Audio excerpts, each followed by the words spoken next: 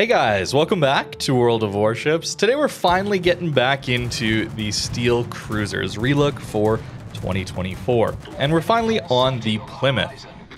And this is a bit of the experience you're going to have as a light cruiser at high tier. Especially if there's carriers in the game, you're going to get spotted trying to get to a position close to an island, close to a cap. And you're going to have everybody shoot at you. And you're going to have a carrier with AP bombs come after you as well. Pretty rough experience to start things off, but this is what this ship has to deal with, and it's very difficult to deal with. We get very lucky here not to take too much damage. I made sure I was maneuvering quite a bit and tried to throw off enemy salvos by not instantly turning away, fake a turn out, and then turn back in, dodge most of it. And then we try and use the large island to protect our broadside when we do finally make our turn away. That way, at least the shells hopefully are going to hit the rock instead of catching up to our ship. So that's the downside. What is the upside of this ship? Well, it's right here. Your alpha damage is insane. That is 13,000 damage from a single salvo into a Marceau. We nearly two-shot him. If I had landed a few more shells, we would have actually two-shot him there.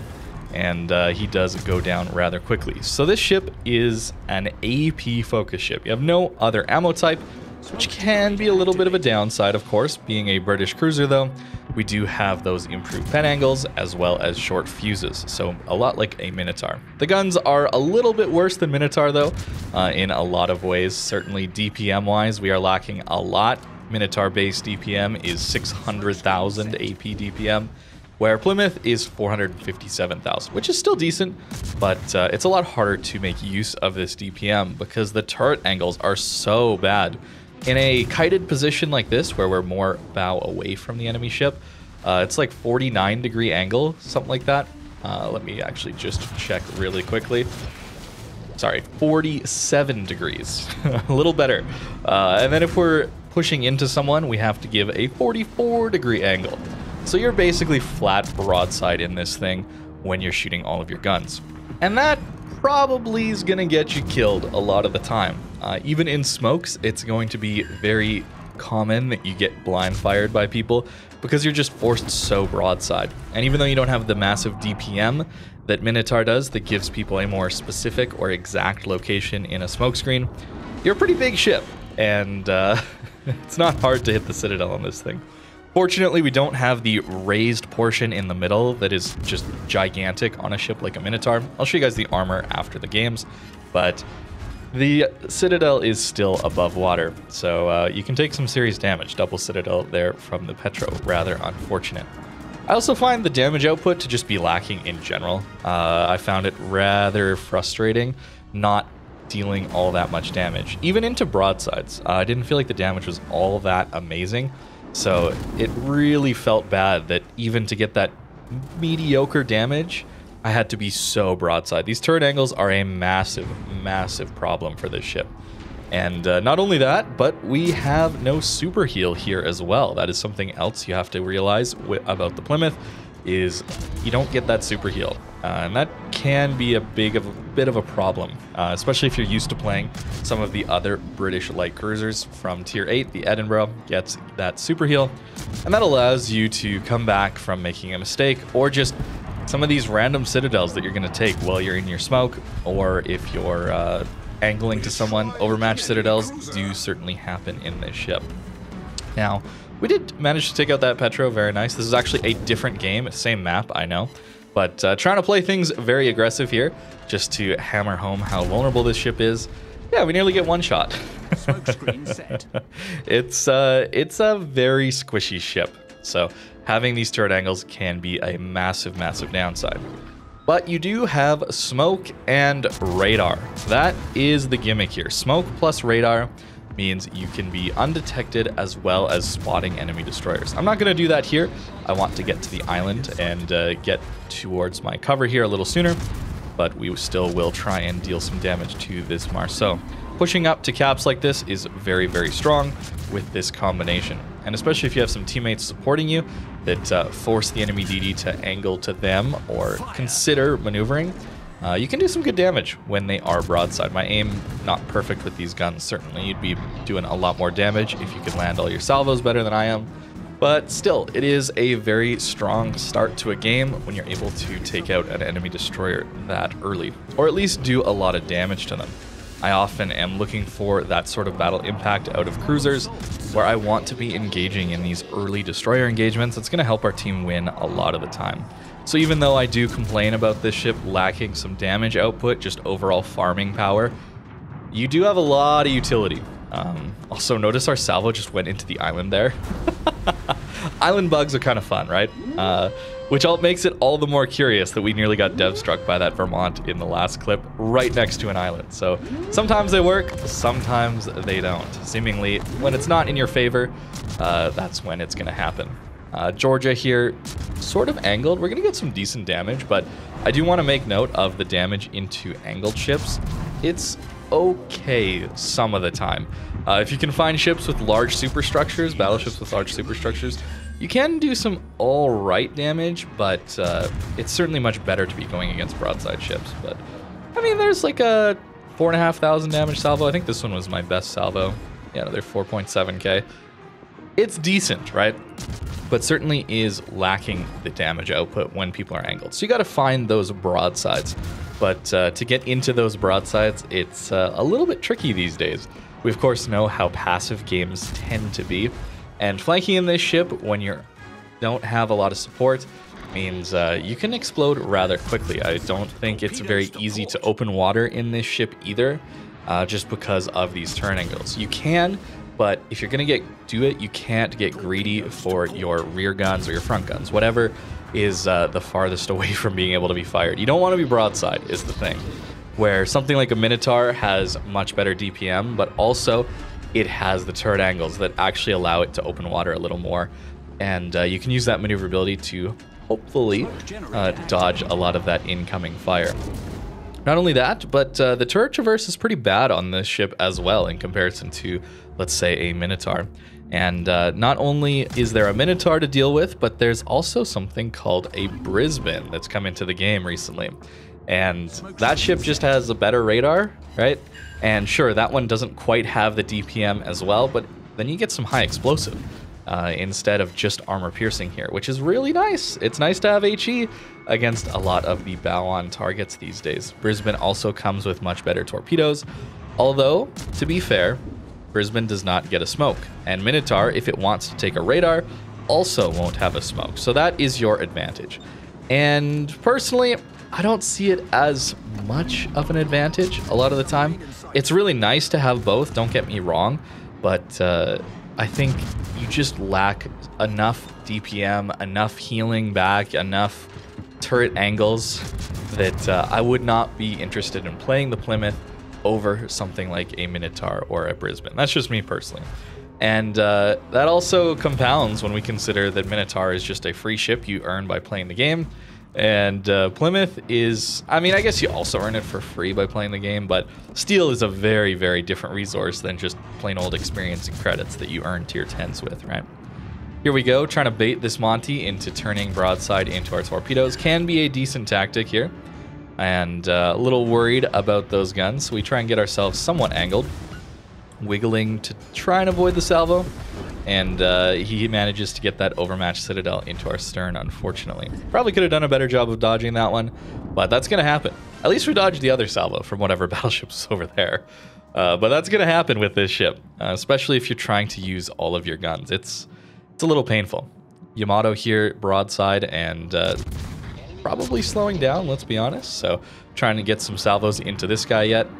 I found my damage output was around this 100k most games that I was playing this ship, and that's fine. I actually had quite a few games where I was near top score or top score, just because a lot of our impact came from just going after DDs, lower health targets.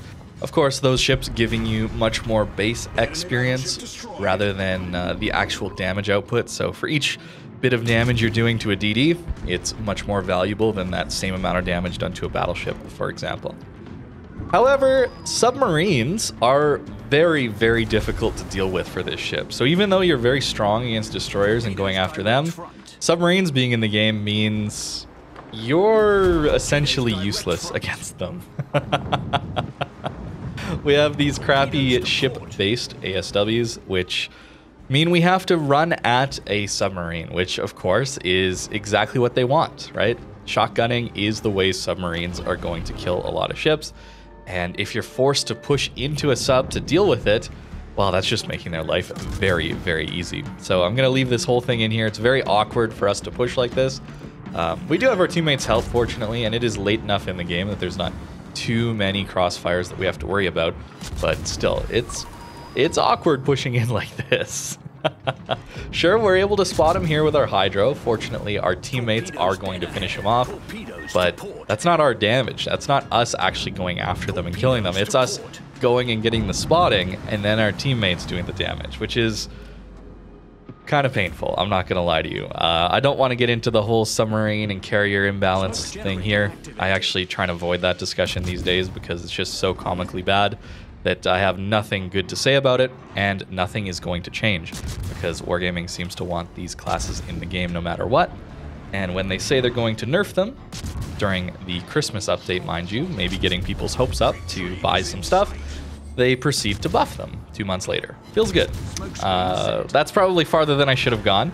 I said I didn't want to talk about it, and here I talked about it. But hey, that's maybe just a bit of a tinfoil hat theory I have about the last couple of months with submarines.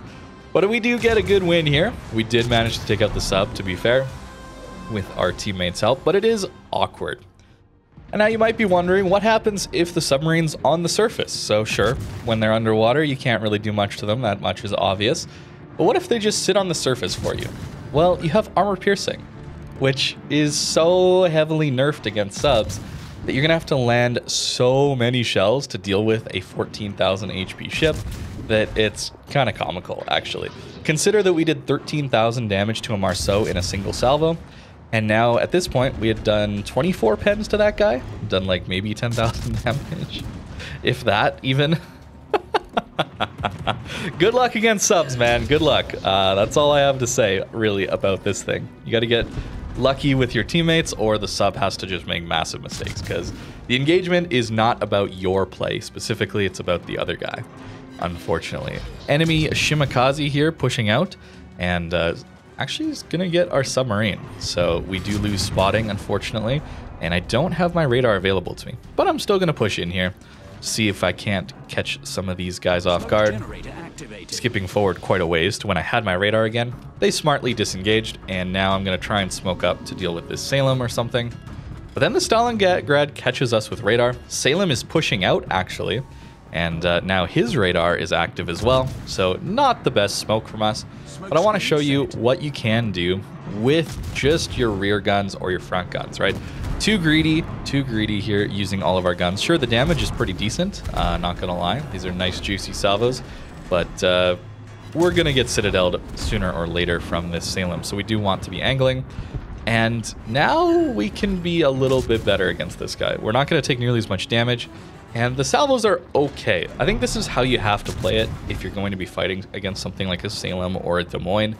Anything that has really strong AP, good reload, it's going to be tricky to deal with them. So either we should be going dark here, or if they're going to stay broadside to us, just shoot our rear guns. 3k, 4k, 5k damage out of our rear guns. That's decent enough. And considering our maneuverability here, that was a 5.5k salvo just from our rear guns. Don't get greedy for all your guns. That is a key to playing this ship against cruisers if you're forced into open waters. But that's all right. And we don't take as much damage once we're a little further away and use that maneuverability. Salem does finally take a nice hit from our repub and does go down. Now moving on, of course, this radar, just to surprise people as well, it can be very useful. Sometimes you are stuck behind an island while using that radar, but hey, your teammates might get some damage in as well. It's very powerful. It is only a 9-kilometer radar. I haven't mentioned that yet, but it's not a stealth radar, so 9.2 detect on this thing, and 9-kilometer radar. It's close enough that you can be running at a cap like we did against a Marceau earlier and catch them with your radar as you're pushing in, but it's not a stealth radar, so that's a good thing. Although the window that a DD can have you spotted before they get radared is very, very, very small. Smoke screen set. Now, a bow on Schlieffen pushing into us. This is kind of the dream for any HE spammer that's smoked up. But for someone who's just got armor piercing, it's a little rough. It's pretty rough to get some damage here. And unfortunately for us, our DD is actually going to miss all those torpedoes. So a lot of the damage is just left up to us here, and you can just see how rough it really is. I know that this ship is not for me, though. I've been pretty negative in this video for this ship. I understand that there's some strengths, and I think for those of you that like playing Minotaur, Radar Minotaur, but you want the comfort of just being able to use both a smoke and a radar, this could be a good pickup for you. I think you are going to notice the lack of DPM. I think you're especially going to notice the turret angles being so bad on this ship. But if you're someone who wants to play that kind of playstyle, Radar Minotaur, Smoke Minotaur, but you just don't want to have to choose before you see what matchmaker you're getting into, of course, that's a bit of the issue, right? You take your Radar Minotaur out, and then you got yourself the most open water map you've ever seen, and everyone's camping the back, and you're just kind of useless. Or then you take your Smoke Minotaur out, and suddenly there's a lot of islands, so many DDs, and you could be just destroying everyone in the match with that Radar Minotaur. But you took Smoke instead. That's kind of the nice thing here, I guess, is you don't have to choose. Much like, I suppose, my thoughts on the Mini Gumo that released recently, the Tier 9. Essentially worse Ugamo, but you get two torp options. You can have the close range fast ones, as well as the mid to long range slower ones, but that allow you to play in some of those more passive games. Not having to choose before you see the matchmaker is very nice.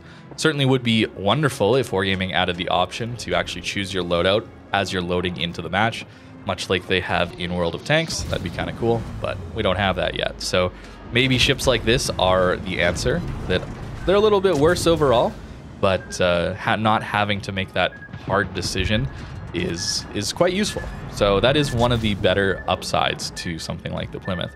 The smokes also come back relatively quickly here. As you can see, we only had to survive 1 or 2 salvos in the open water here against this Alsace and the Schlieffen before our smoke comes back up and we can farm this guy.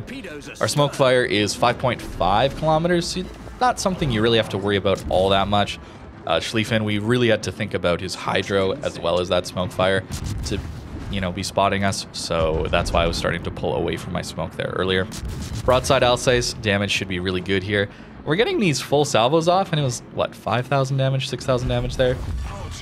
Depending on your dispersion and where you hit on some of these ships, you can get some not amazing salvos anyway. It's one of the issues with armor piercing, of course. The damage is more RNG based, even with all of these shells. And as soon as the DD angles, you can see the damage drops off as well. Even destroyers are able to bounce your AP. Not all of it, certainly some of the damage goes through, but you don't want to be dealing with a DD that can just angle to you, right? You want to be finding them when they're broadside, getting those really nice, juicy salvos into them. Now here in Arms Race, the last game for you, I tried to be a little cheeky here, just moving out from this island with our smoke as cover, and I was hoping that there was an enemy destroyer here that was going to be going after the buffs, right? We can see that our DD got the buff, as well as someone else on the enemy team. I don't realize it yet, but it's actually a submarine. Little foreshadowing. But hey, let's talk about this Marseille, who could be a very dangerous target depending on his dispersion on blind fires. This is something you could maybe do to deal with some of the blind fire coming in. It's hard to get a good read on where the ship is located if you're only firing your front or your rear guns. It also means you're angled properly so that shells that do come in have to do that overmatch citadel, which is a lot harder.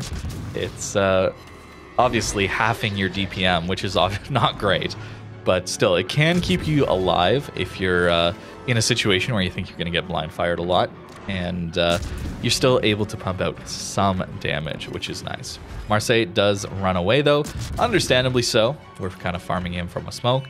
And here's the sub. Here it is. At least I had hydro popped, so I do have a little bit of a warning. And this guy is actually going to mess this up. I get very fortunate here. We get to push our G key, which we love so much. Feels so good to push that button on our keyboard. Look at this gameplay. Look at the gameplay, man. Wow, I'm pushing a G key and I'm just looking at a UI element. There's not even a ship visible on my screen. Awesome. Amazing. I'm sorry. I'm sorry. I'm probably going a little too far on this. But there you go. Managed to take out a sub, or help take out a sub. We didn't even get the kill there with our ASWs, but we still helped them out. And then I don't chase the Marseille and the Bismarck into their spawn. Want to make quick note of that. You're going to be really struggling if you're chasing people into their spawns. You have to know to go back and play the capture points and try and deal with people as they push into you, and preferably stay dark and try and deal with the enemy DDs. That's a really, really strong way to win a lot of games, and that's where a lot of my high XP games came from. Here I'm a little late on my radar. Should have just popped it earlier. You can see it lasts for over 50 seconds, so there's really no point in me holding it so long. That's just kind of a habit from playing some ships that have a shorter duration radar, so trying to maximize that sometimes. With this ship, just pop it if they're in range and you're not sure if they're going to stay spotted. Just guarantee the spotting. It's really good. As well as for your teammates, it keeps spotting up longer as well, because then you don't have that 6-second delay when you initially pop radar for the ships to be spotted for your teammates. Smoking here and grabbing ourselves a nice little torpedo dodge there. And the Zaki kind of running in a straight line here. Not the hardest ship in the world to hit. Not maneuvering there, so we do manage to take out both those DDs, or help take out both those DDs, and win this game. So low damage, but still results in some alright base XP, and again, it's that battle impact. This ship really is not about farming lots of damage, it's more about going after DDs, contesting caps, and helping your team win those critical engagements with your scouting ships. That's kind of the whole point here. Top base XP there, right? And that's only on 80k damage. So you can do well XP-wise, even if the damage counter isn't looking so good. As for the build here on the Plymouth, I went with a pretty basic build. I didn't really feel like I wanted to specialize too hard into anything, so just trying to get a little more health. Superintendent here to give us more of our utilities, especially that heal. Not being a super heal means we're going to go through them quite a bit if we need to heal back from a big hit. Concealment, of course. I went with top grade, since if you're radaring a DD or something like that, you're going to get some value out of that extra reload there, where it does matter quite a bit for choosing the outcome of a game. With this build, our base reload here is 5.7 seconds, not too bad. Adrenaline Rush, of course, also very useful.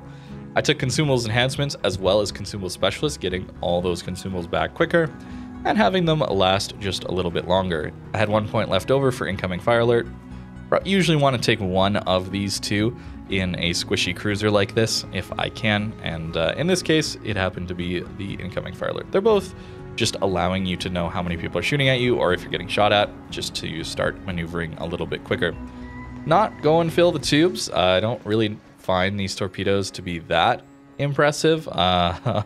They're all right when people are pushing into you, certainly, but it's not like Brisbane, for example, where you get much better range on them to actually stealth torp, and you get so many more of them.